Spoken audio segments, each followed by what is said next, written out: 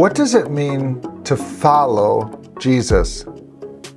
In our social media age, what might come to mind with following another person is something like Instagram or on TikTok. You see, if you follow someone on Instagram, you can follow them from afar. Maybe like a famous athlete or a musician, your favorite one perhaps, or even a social media influencer, someone who's become famous through the internet.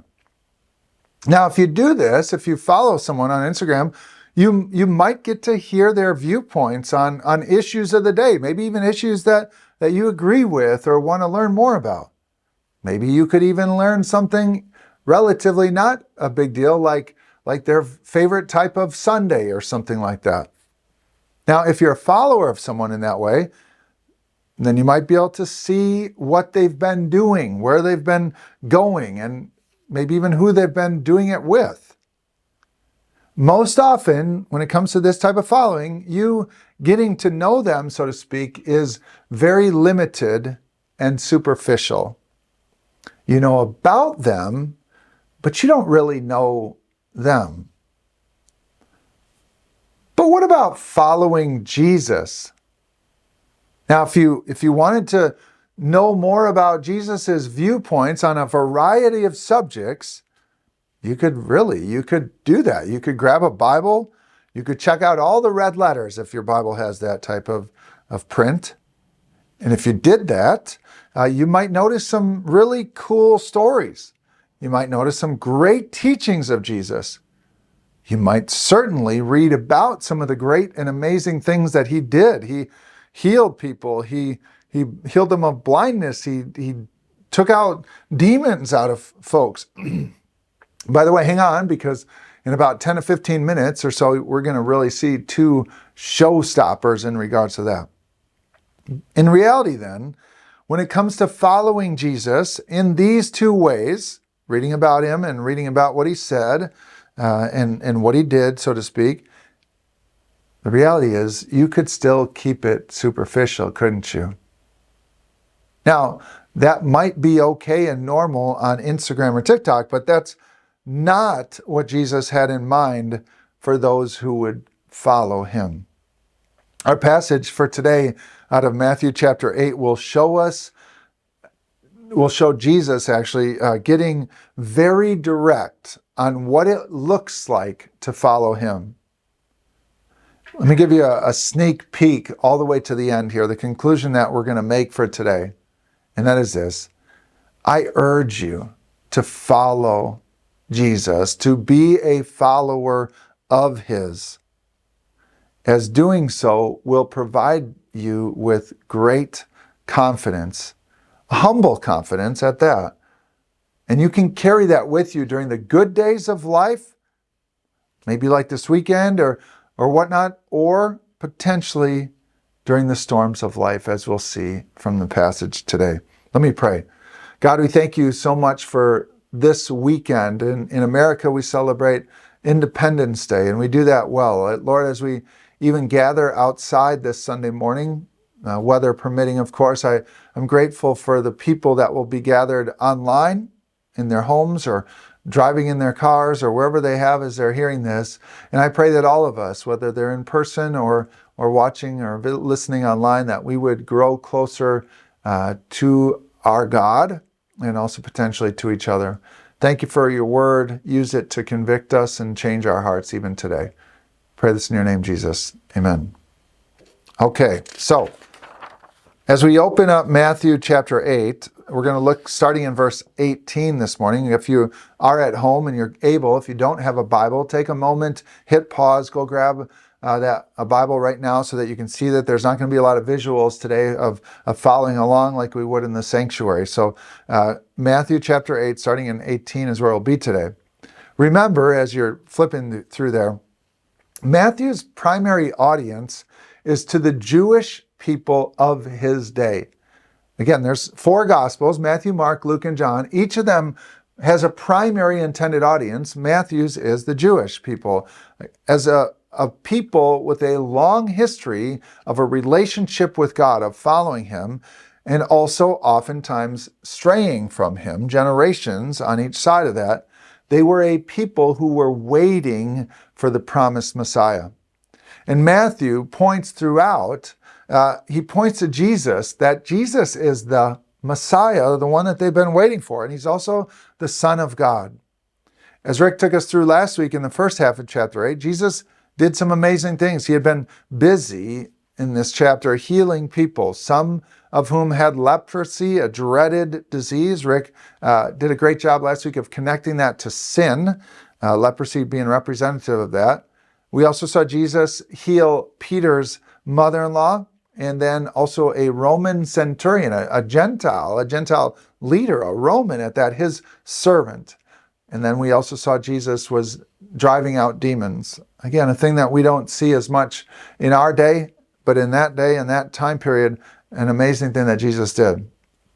And so Jesus wants to make sure, or Matthew, wants to make sure that the Jewish people aren't missing the obvious, what he's trying to show them. So in verse 17, he quotes the prophet Isaiah's words that, well, perfectly applied to Jesus when he says, "He took up our infirmities and bore our diseases." That's what Jesus did, and that should point people to the truth that he is the Messiah. And then in the verses that we'll read today, Matthew makes sure that we can hear the disciples' conclusion after yet another amazing miracle when they said, "What kind of man is this? Even the wind and the waves obey him." Jesus' recent actions, all these things he was doing, were creating quite a crowd, quite a stir among the people. And that crowd was forming, filling with people who were curious about what he was like, what was going on, and who he was. And so Jesus looks out at the crowd, and like a good airline commercial, he says to the guys, "Want to get away?" And so Jesus is near Capernaum. That's his kind of hometown, declared hometown, so to speak, of adulthood, and which is in the northwest corner of the Sea of Galilee. And he wants to get in a boat and go to the opposite corner. He wants to leave the crowd. He's tired. And as he's walking then, this crowd is still following him. And among the crowd, he has a couple of important interactions with those who want to follow him. Let's pick it up then in verse 18 of chapter 8. When Jesus saw the crowd around him, he gave orders to cross to the other side of the lake. But then a teacher of the law came to him and said, "Teacher, I'll follow you wherever you go." And Jesus replied to him, "Foxes have dens and birds have nests, but the Son of Man has no place to lay his head." Another disciple came up to him and said to him, Lord, first let me go and bury my father." But Jesus told him, "Follow me and let the dead bury their own dead." Now let's take a moment and picture this scene a little bit. For me, it's always good to visually see what happened there. Now, it doesn't say how big the crowd is. It could have been 1,000 or it could have been just a few dozen. Either way, Jesus and his disciples or followers were moving towards the lake. And as they're doing that, a teacher of the law is how Matthew describes the first one. And the teacher of the law is a group of people who were often seen as skeptics of Jesus. They were even seen as adversaries of Jesus when when this man considers what he's seen and what he's heard about Jesus and from Jesus, and he says essentially, "I want in. Jesus, I want to go with you. Wherever you're going, I want to go with you. I'll follow you anywhere." In other words, I want to be part of this. I want to be somebody famous, somebody special.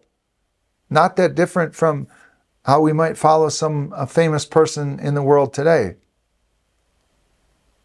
But Jesus' reply to him is, "Guy, you have no idea what you're actually asking. You see, the life I lead and those who follow me will also lead is one that is without a home. We're going to always be on mission. We're going to always be on the move. There's not a lot of glamour in anything that we're going to do. It won't be comfortable most of the time.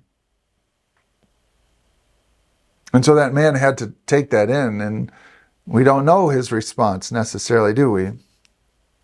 There's another interaction there, isn't there? And it's pretty interesting. Jesus' response at first, if you didn't hear it, we'll talk about it here, or don't remember, his response seems a little cold, right? Or at least not very compassionate.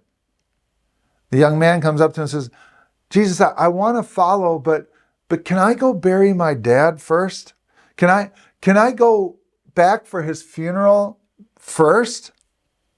Now, our first reaction, if he came to us, maybe even at the church or came to you, most likely would be, of course, go to the funeral, be there for your family. The offer still stands. The next time we're coming through Capernaum, if you're still interested in joining us, then come on in. We'll let us know.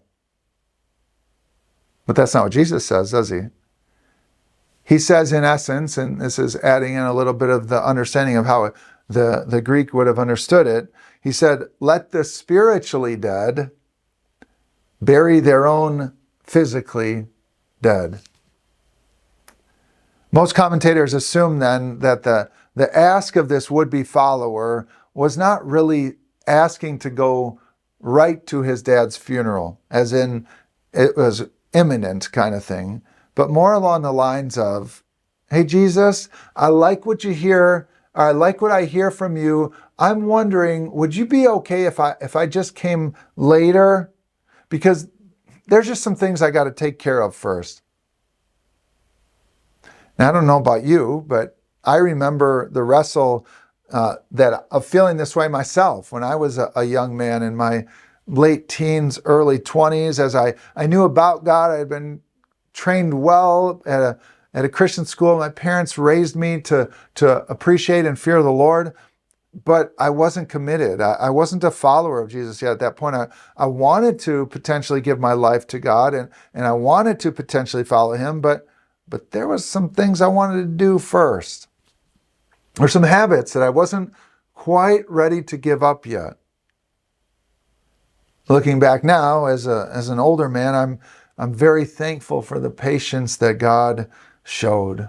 I'm grateful for the grace that he offered me. Maybe you can relate. Yet, Jesus wants this young follower to know a delayed or a half-hearted commitment, it's not what Jesus is looking for in his followers. Insincerity is not what Jesus requires or desires from anyone who wants to follow him. Commitment to Jesus must be without reservation. I want to make sure you heard that last part, because it's kind of the underlying tone of what we're talking about today. Commitment to Jesus must be without reservation. Because as Jesus points out here, there's going to be a cost for an authentic follower of his. Maybe you've experienced some of these. There's going to be most likely a loss of friendship somewhere along the lines. Maybe your loss will be something about popularity in that regards, especially if you're a young person choosing to be committed to Jesus. If you're going to be a follower of Jesus, then you'll almost certainly have things that you'll have to say no to that you used to say yes to, and some things that you'll say yes to that you used to say no to. In other words, following Jesus will take sacrifice. But that sacrifice will be worth it, because there's a significant value or reward also for following him, because you'll go in knowing that you're on the side where the victory has already been won. There's no work really hard for a while and then you'll earn it. The victory has already been won. Jesus has already conquered sin and death. He is the victor. And knowing that you know the victor, that you're a follower of his, well, that offers us great hope. Another reward that is the offer of a changed life. That's what Jesus offers to those who believe. They're given a changed life by the power of the Holy Spirit. Now, that changed life doesn't mean an easy life. That's exactly what Jesus is talking about here. Life with Jesus, though, does change everything.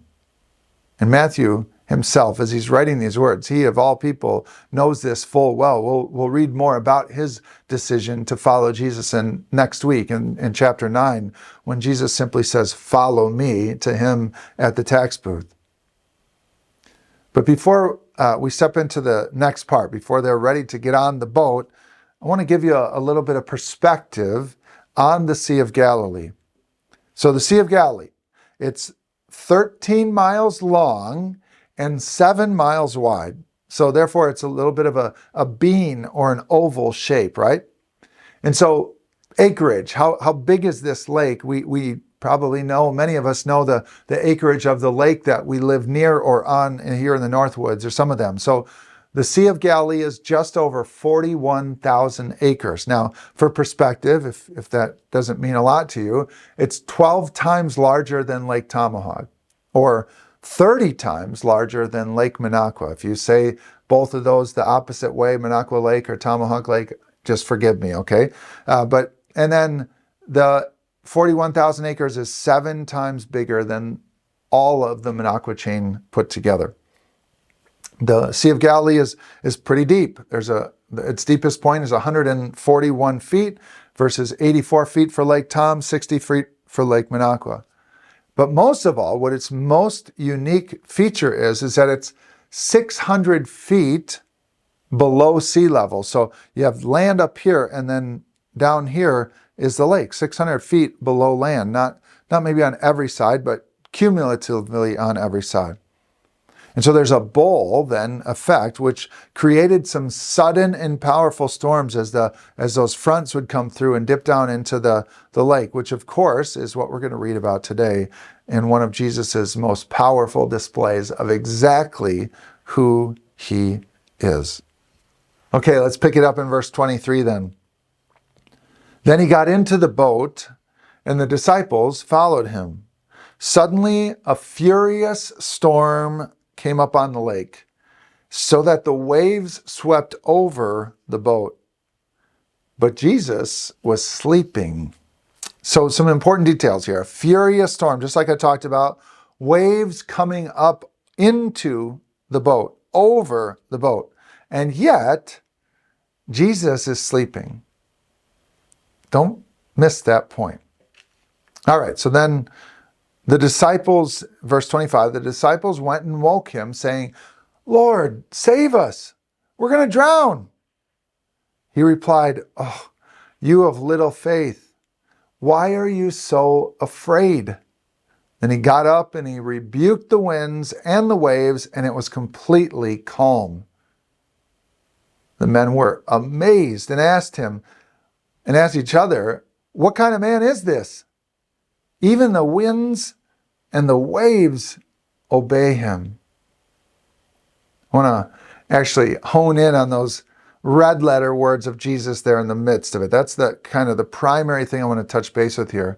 When Jesus says, "You of little faith, why are you so afraid?" Now, some facts here that we see from the story. The waves are literally crashing over and most likely then into the boat. Now, this isn't just a simple rainstorm or even a thunderstorm, right? This is a big deal. Many of those on board have seen things like this before. They're experienced fishermen, many of the 12, if there were 12 disciples that were on this boat, but if they're the 12 anyway. So these guys would have understood the magnitude of the situation. So let me ask you, have you ever been caught in a situation like this, outside in the elements, in a storm that made you wonder if you were going to get out of it alive?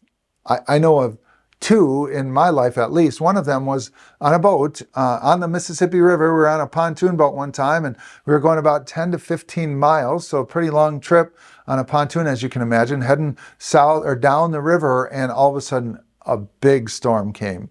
And we were not going to be able to outrun it. And so we had to decide, what are we going to do? There's lightning crashing all around us, and winds are coming, and a pontoon boat, who knows if that thing could get flipped over or picked up or whatever. So it was pretty much life or death thoughts going through our minds. Thankfully, obviously, we made it to shore eventually and found some shelter, because that's the other thing, is where do you hide in the middle of the Mississippi River for a major storm like that?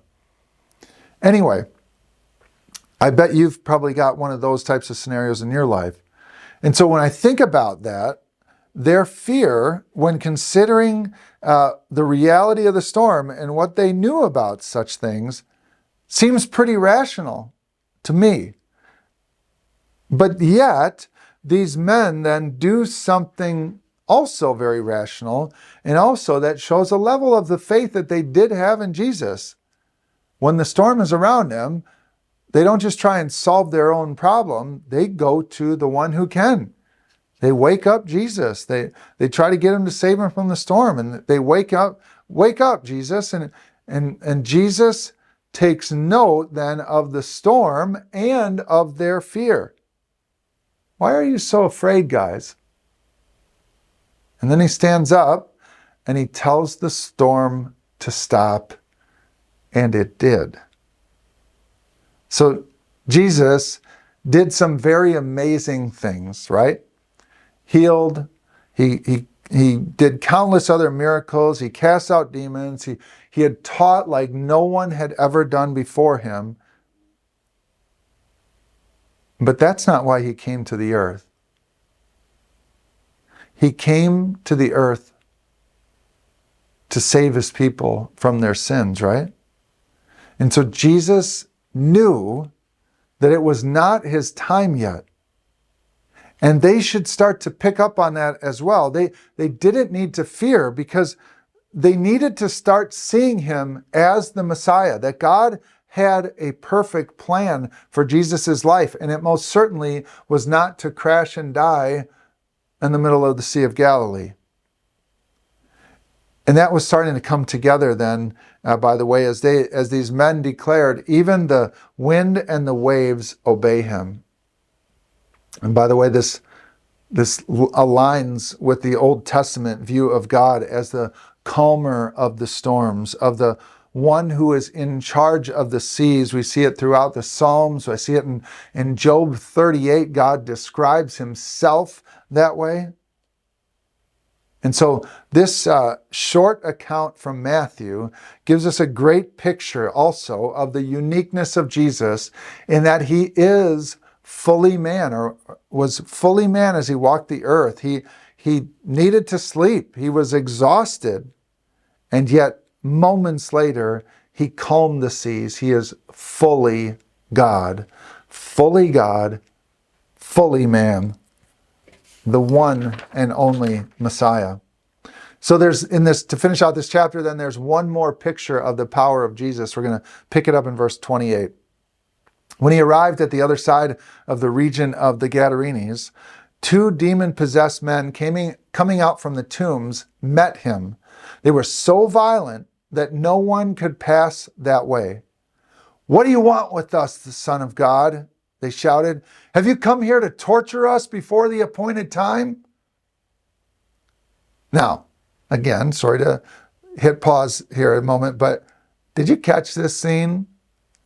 This is like a scene out of a movie. These guys are scary dudes. They lived in a cemetery. They're so violent that no one dared go near them. Mark writes in his account of this story that one of them couldn't be restrained by shackles. Anytime that he was restrained, he broke out of them like the Incredible Hulk or something. Mark tells that he cut himself with the stones, and he howled and screamed and scared the heck out of everybody, obviously. And then let's talk about these demons, as Mark would say, as they would describe themselves as a legion of them. And as we've heard, they know about Jesus. As we see throughout the Bible, the demons know who God is. They know who Jesus is. They know that he is the Son of God. That's how they describe him themselves. They know the truth about him. And we hear that. And so it makes me wonder, had Satan maybe told them the truth about their fate one day? That like in Revelation 20, that Satan and his team of demons would eventually be cast into the lake of fire. It'd be tortured in that way. And so is Satan using the truth from God against him? Jesus, they said, are you here to torture us early? We're supposed to have time yet, in other words. But knowing that they're no longer going to be able to be torturing these men that they've been inhabiting for maybe years, they look at their options. Verse 30, some distance from them, a large herd of pigs was feeding. The demons begged Jesus, if you drive us out, send us into the herd of pigs. And he said to them, go. So they came out and went into the pigs, and the whole herd rushed down the steep bank into the lake and died in the water. Those tending the pigs ran off, went into the town, and reported all of this, including what had happened to the demon-possessed men. Then the whole town went out to meet Jesus. And when they saw him, they pleaded with him to leave their region. What a scene. Again, I hope you're picturing this, but in case not, Mark describes the herd of pigs as 2,000 about.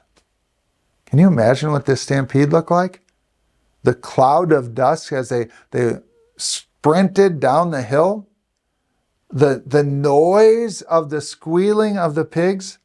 Watching them run right into the sea, one after another, 2,000 of them to their death.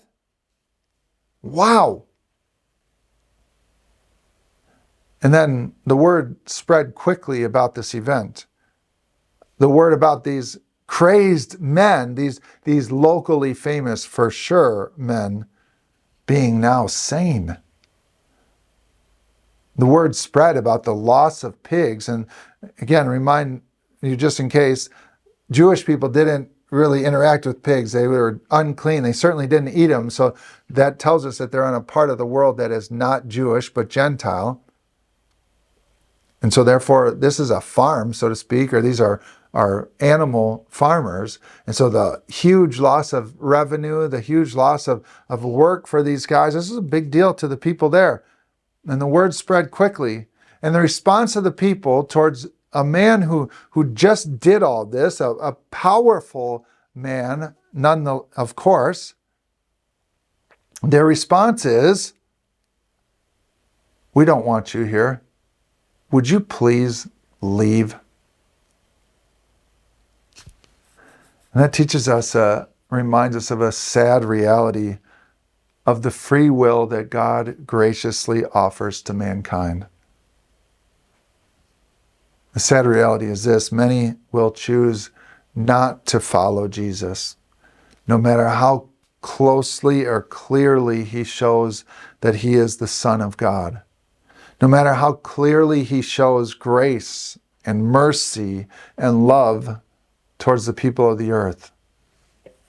But today's passage is also a wonderful reminder of the confidence that a follower in Jesus can have. Confidence because he is the Messiah, and because of that, we can have hope in the midst of our storms. Whatever they might be for you, if you're a follower of Jesus, in your hard times, you can still be confident because of the hope we have in him.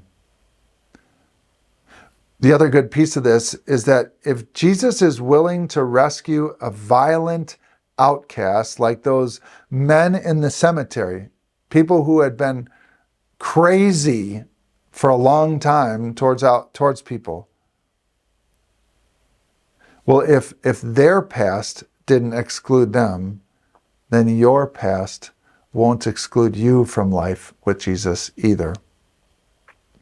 This confidence should help remind us of the truth of being in the presence of Jesus, like those men on the boat were that day. Why are you so afraid? So my challenge for you as I close is this. Let me ask you, do you consider yourself a follower of Jesus? If the answer is no, not yet, I would ask you, why not? I would share with you, just like you've heard today, that these are not just stories from an old history book, but Jesus is really real. Life with him can change everything, and you can be forgiven.